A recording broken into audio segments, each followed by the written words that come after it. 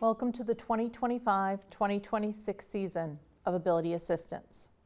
My name is Phyllis Jones, Chair of the North Andover Commission on Ability Assistance.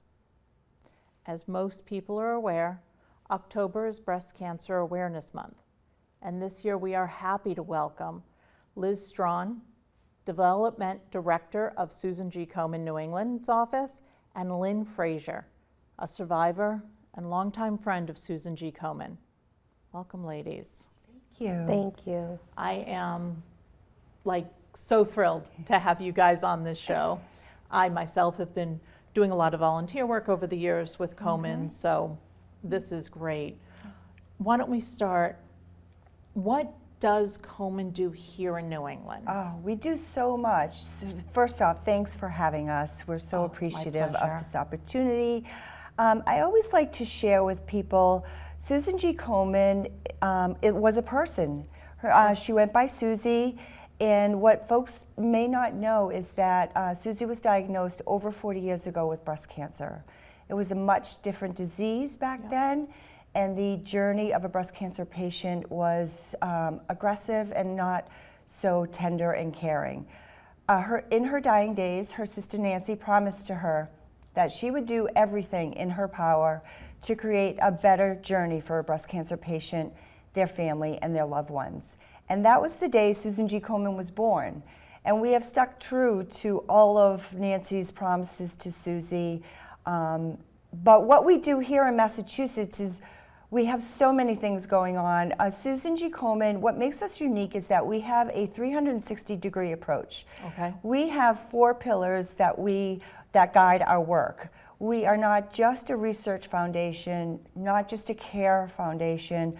We actually have 4 pillars of strength. Research is one of them.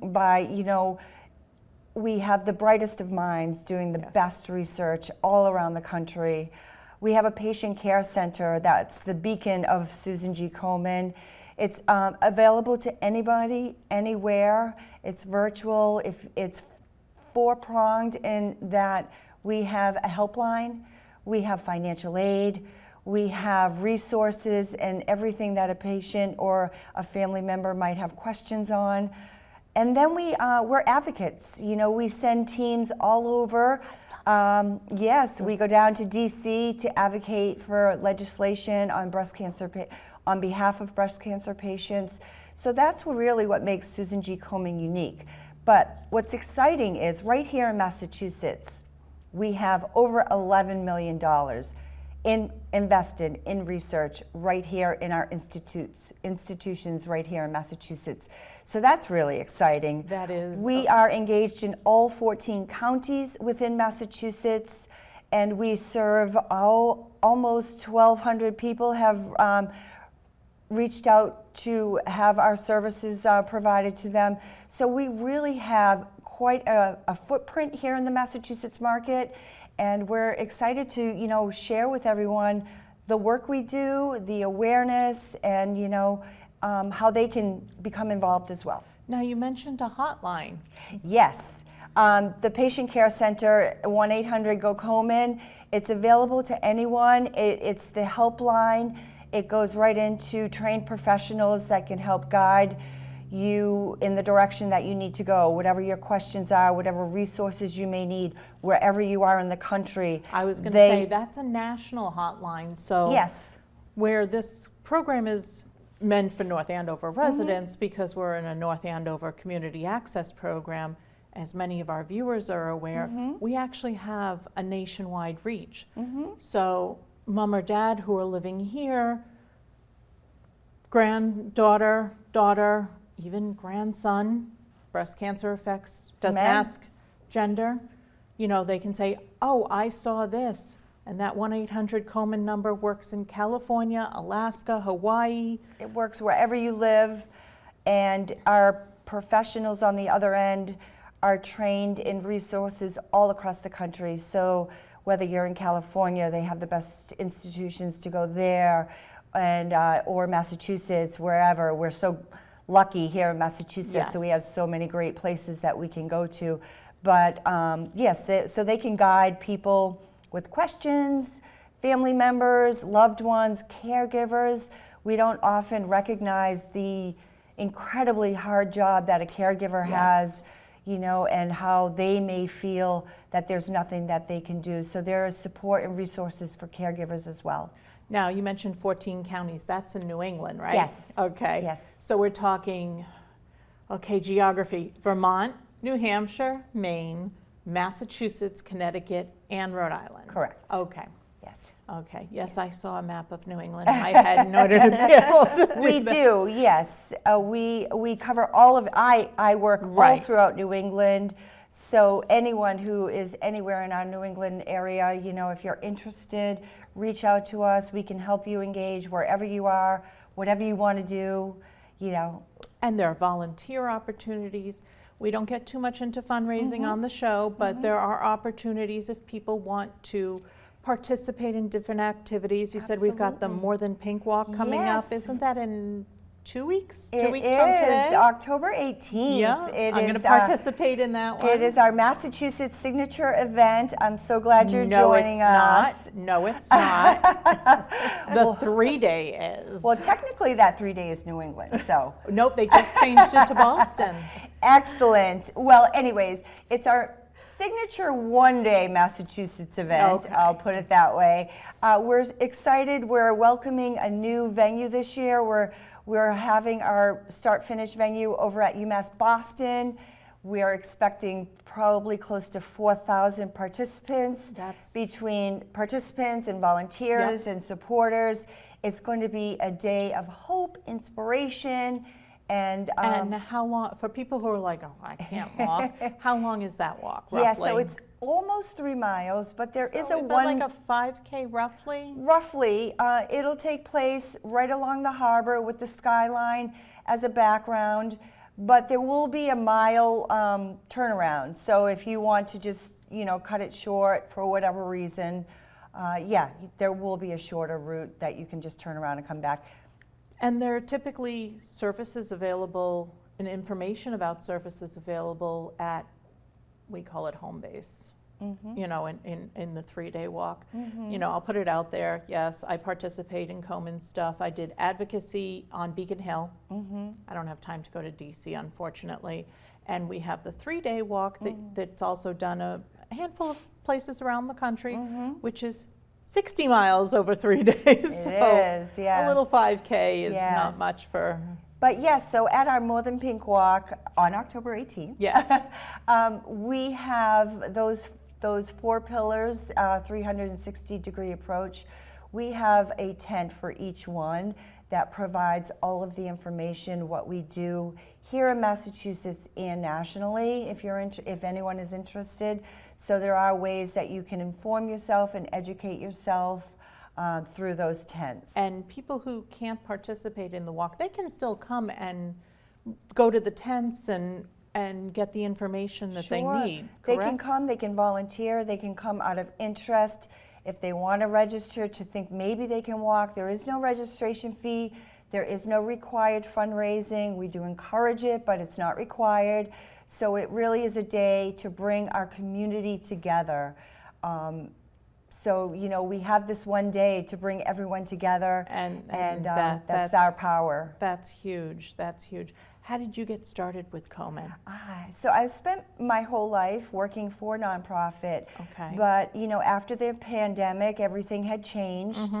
And the day I interviewed here at Susan G. Komen, my cousin, Dawn Goldstein, who's like my sister, sent me a text saying she had breast cancer. Oh, so it was fate that brought me that day to my interview, and you know, the rest is history.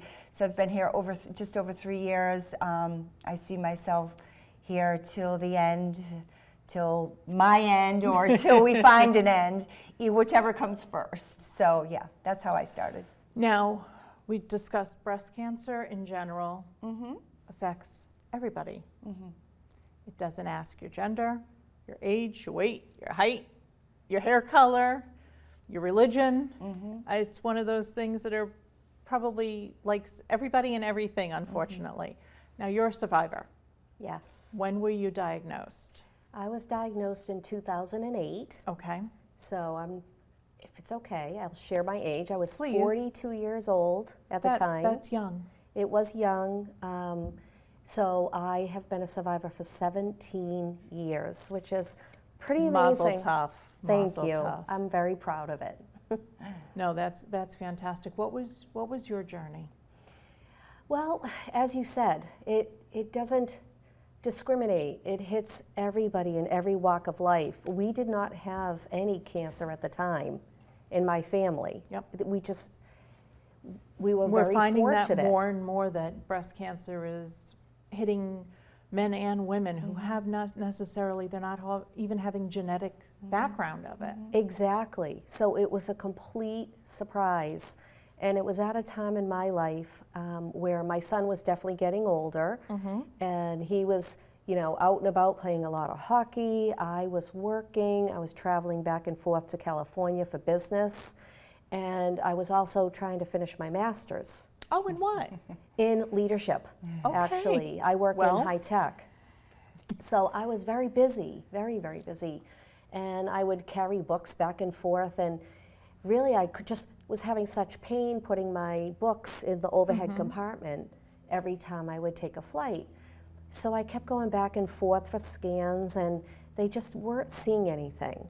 And they said typically cancer isn't painful. Yeah. Breast cancer wouldn't be painful. But I was very persistent, and that's not like me when it comes to medical issues, especially at the time. Yeah. Maybe not so much If you're now. anything like me, it's like, I don't want to know. Exactly, that's how I felt. But it was painful, and I just thought, it's not anything serious. It's a cyst or an abscess, Yeah. something like that. And finally, they did a full scan, and they said, good news, we found the pain you're speaking of. It is a cyst or an abscess. It will go away over time. Give it time. They said, but we did see something on the other side, and it does appear to be cancer, but don't worry, it's very small. Fast forward, they do the surgery, and they find out it is cancer, and it spread to my lymph system.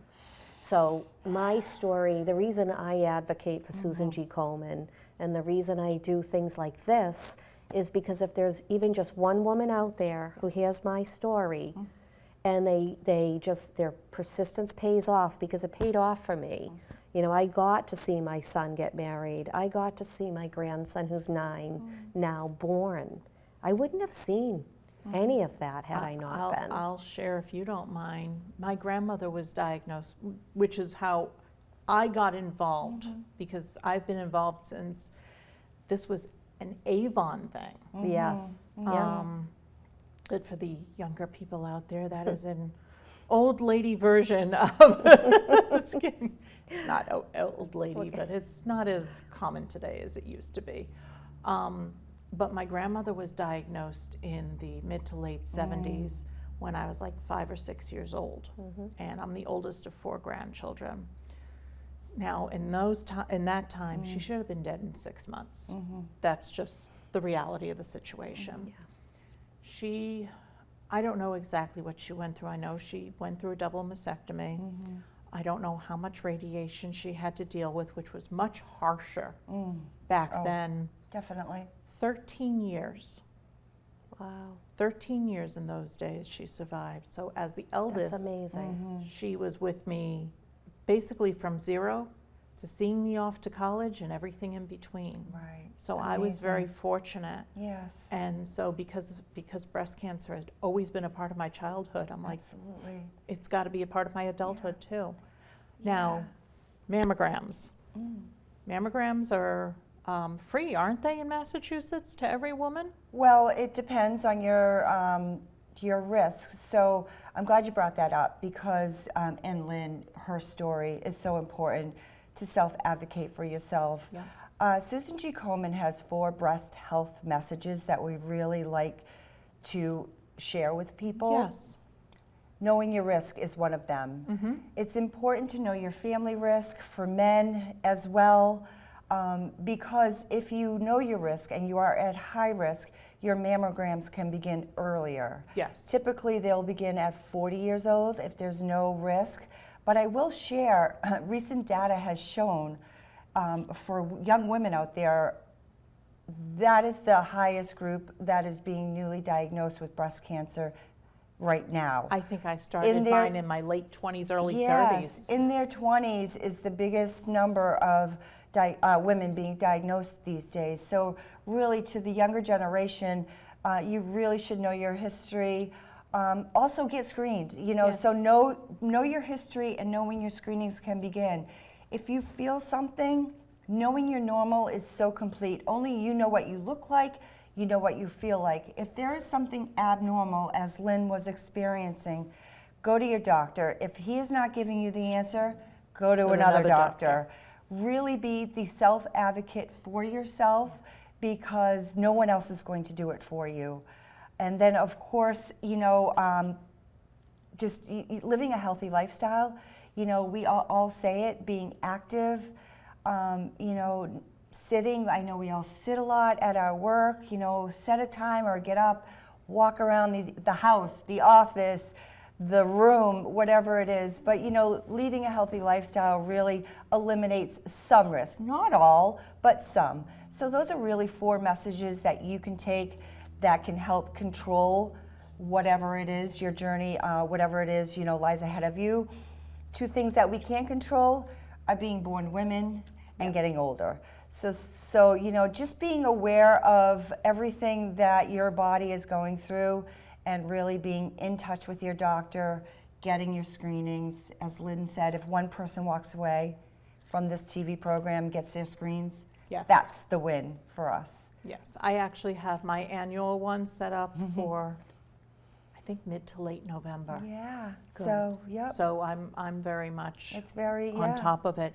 Now there's also self-exams too. Yes. Rather than getting into, well, this is what you do. Do you have any instructions on the Komen website that people can look at? Well, I think the biggest instruction, we just did a presentation at a company just the other day in Boston.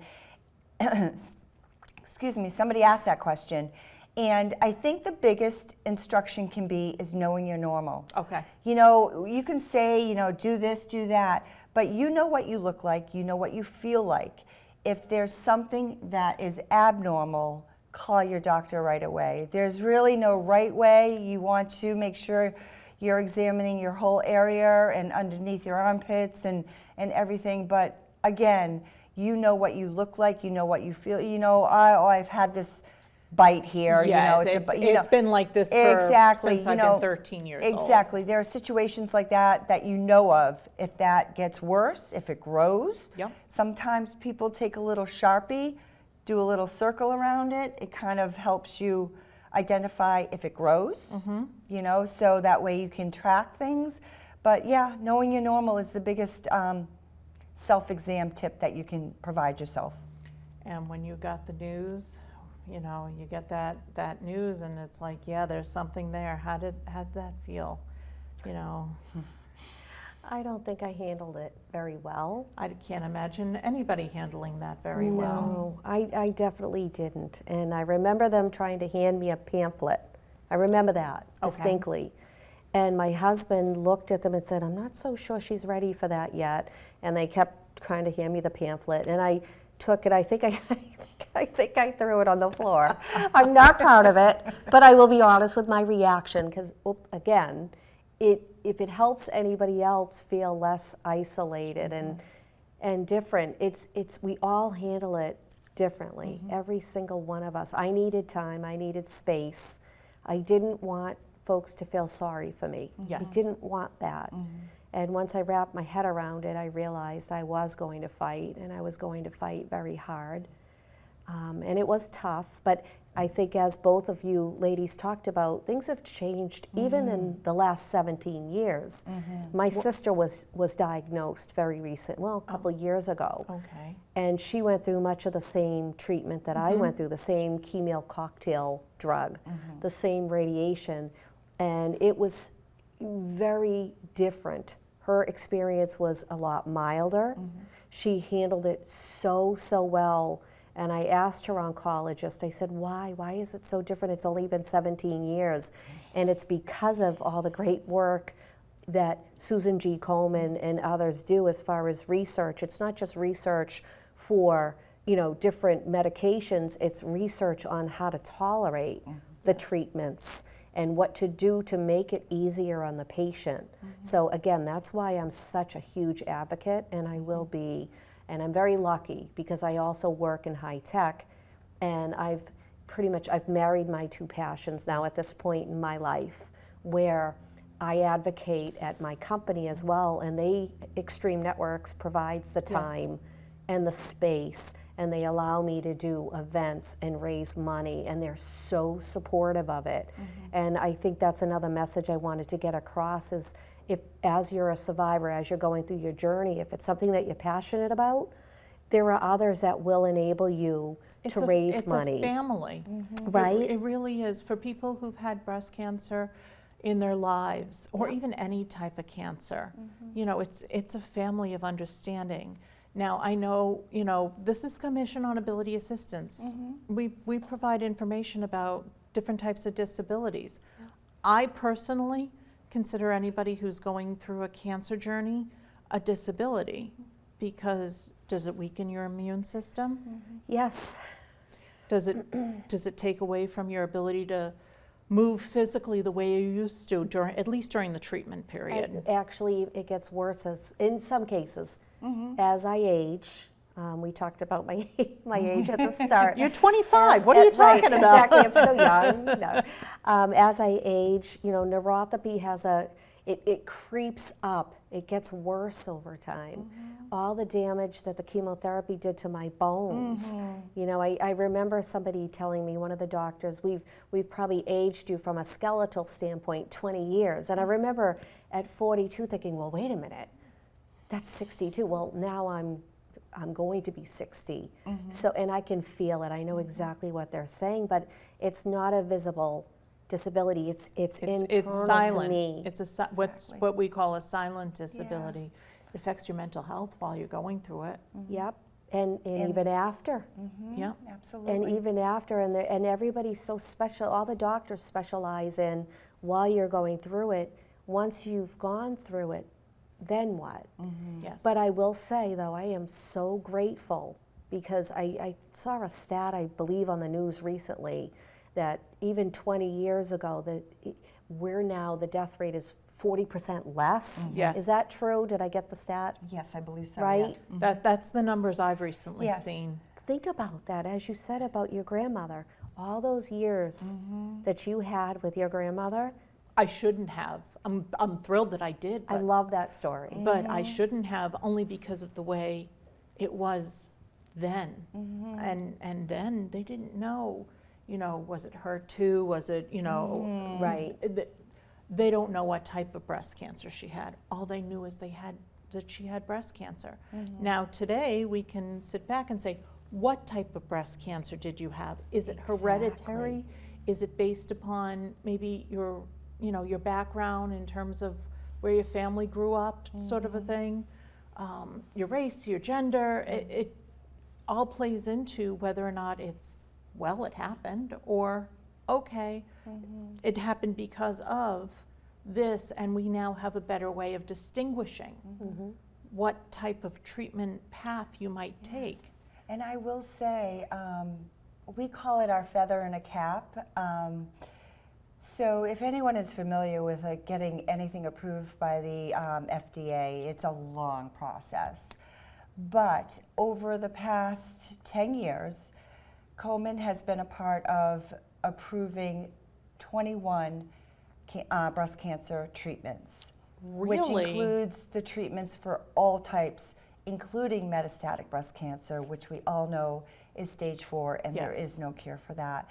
So it includes treatments for that as well. So we're really proud of the research work that's being done, and having that, advancement in all of those different types of treatments for the different types of breast cancer is really something we're proud of. When we talk about the percentages, Susan G. Komen has a huge initiative for health equity, And even though those numbers are great, if we could achieve health equity, Yep. those numbers would be even greater. You know, we have a campaign called Stand for her being a health equity revolution, because 40% of black women will die versus their white counterparts because they're not heard and seen in the same way. And is it maybe different health insurance levels? It's a variety of different Okay. things, but mostly because of the way they're not heard. And that, to Susan G. Komen, is simply unacceptable. So we work with the black community and all other underserved populations to really educate and empower them so that they can feel comfortable talking to their doctors, talking to healthcare professionals, and getting the support that they need so that they can get the right treatments for themselves. Now, as women, we know you go for a mammogram, maybe you have to go for an MRI, you know, to try to see a little bit more of what's going on. For men, they don't have, as I like to call it, the pancake machine. How do men deal about going through, I mean, Yeah. it's not as large of a percentage. No, it's not. What is it, maybe It's like 9-10% of it? yeah. What I would suggest for a man is the biggest thing is to know their normal Right. and their risk, and talk to their doctors, because their tests and their screenings will be different. But the good news is, and we just had this signed at Governor Healey's office Okay. last year, I believe. So typically a mammogram is covered under insurance, but Yep. if you have dense breast tissue, or if you're a man and you need some sort of additional screening, those are out-of-pocket costs, Yep. which a lot of people can't afford. So how many people would just not do that? Exactly. Well, now they are covered under insurance. We rallied with a lot of other people to make that happen. Governor Healey was beyond astounded that she was just actually signing that bill. Actually, yeah, that was originally co-authored by one of our state senators here in North Andover, State Senator Bruce Tarr. Yes, He was, we were so proud. I was part of going on Beacon Hill that day. And I was part of seeing her sign that bill. So that must have been so empowering. Yeah. Yes, absolutely. She actually gave me a pen.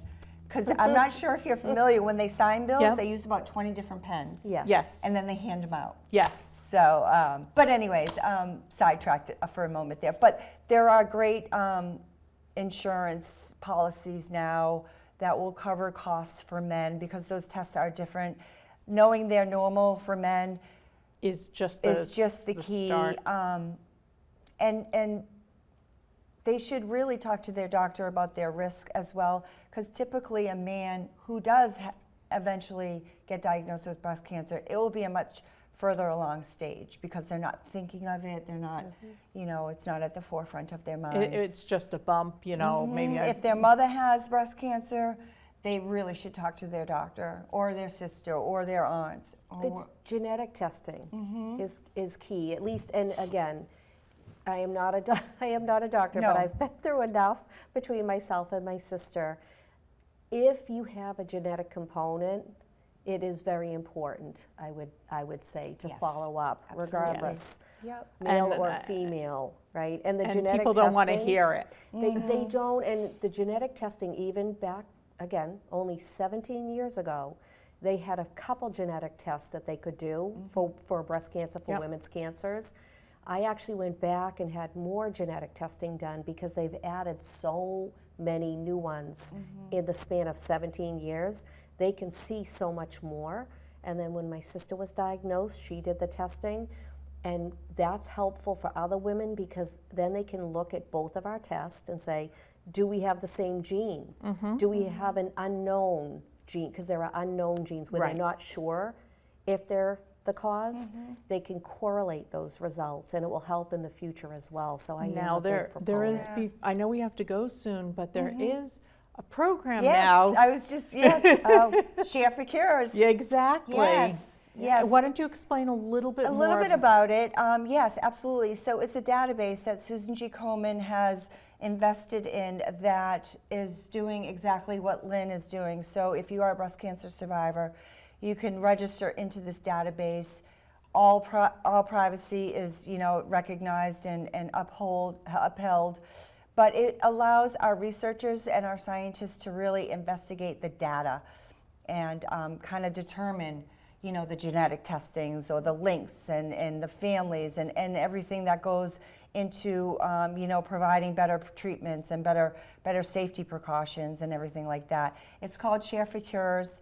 And even before we end to, any of what I talked about, what Lynn talked about, what you have talked about, Komen.org is a wealth of information. If you have any questions, put it in the search bar. Granted, mostly guaranteed that it will come up that we have some information on it. If you're not finding the information that you need, 1-800-GO-KOMEN. Helpline is there. But yes, so if you are a breast cancer survivor and you have not registered for Share for Cures, we will have information at the More Than Pink Walk on October 18th. Come down and see us, but there is information on our website as well. There's information, and I think there's a QR code that we Yes. might be able to share Sure. on our Facebook page. Yeah, that would be great. Yes. Ladies, thank you so much. Thank you for sharing your journey. I appreciate it. That's not always something to share. Thank you for coming on. Thank you. I am more than thrilled Yes. that you folks were here for Breast Cancer Awareness Month. Thank you. Although they're starting to call it Breast Cancer Action Month, aren't they? Oh, I like that. I like that. I like that too. Yeah. And Lynn, I want to thank you for always being there to support us through yourself, through Extreme, through everything you do for us. Oh, thank and you. advocate and mentor people. She's wonderful. That means a lot because, like you said, if the work that you do can save one person, One other Grammy. Absolutely. one person, Yeah. that's That's a win. a win. Well, thank you, ladies. Thank you. Thank you. Again, you can reach all of Komen's resources at 1-877, actually. I keep saying 800. It's 877-GO-KOMEN. Thank you to our crew this month. We have GLTS alum John Kafori, North Shore Upper Academy student Zachary Jones, and Curry College alum Carly Jones. We already have an exciting first half of the season booked. In November, our guest will be Ovations, who will be discussing services available for women with ovarian cancer. In December, we'll be joined by State Senator Barry Feingold. In January, it's going to be PPAL, that's PPAL. It's Parent Professional Advocacy League. And in February, we will have our annual update from Beacon Hill with State Senate Minority Leader Bruce Tarr. We're consistently looking for new topics to explore here at Ability Assistance. We would truly love to know what topics you want more information about. If there are any specific topics that you would like to learn more about, please email me directly at pjones@northandoverma.gov or call me 978-494-0136. That goes to my cell phone, doesn't go to town hall. In addition to watching through your cable station, you can catch all of our programs on demand. We've got via YouTube, we've got the Cablecast app through Roku and Apple TV, as well as now through your phone or tablet app stores, the Town of North Andover's website, the Commission's Facebook page, North Andover CAM's website, and everything is always rolled out via podcast on Podbean. For all of us here at the Commission on Ability Assistance, thank you.